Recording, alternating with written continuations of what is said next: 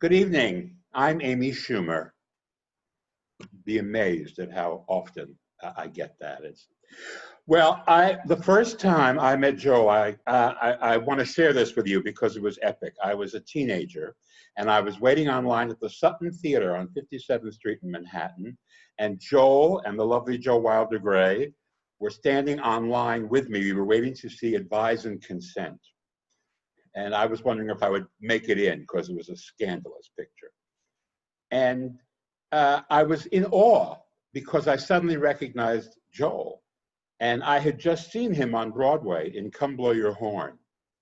And he was wonderful in it. And back then, that was when meeting a Broadway star, seeing a Broadway star was such a big deal.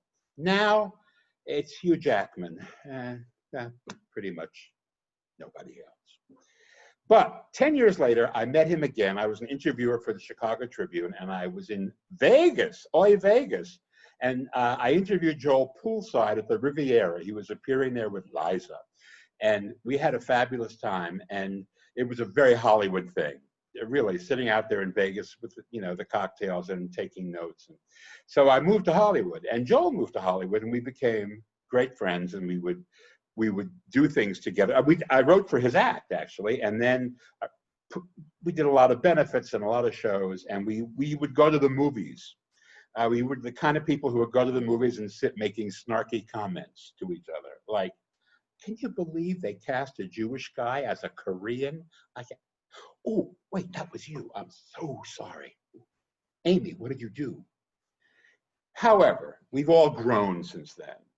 And last year, Joel had something which I never thought could happen.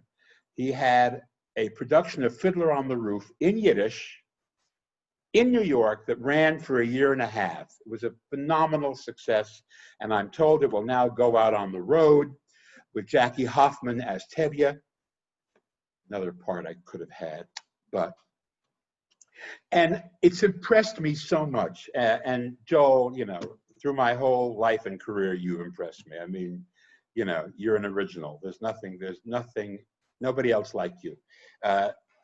So saith Chewbacca, who is my other cultural icon. And I just wanted to tell you that because of you, because of what you did on Broadway with Fiddler, I have sold Netflix a reboot of a classic American TV series. So I want you to all keep an eye out next year for Verlossich auf Beaver. Mazel tov, Boychik. I'm thrilled to be here.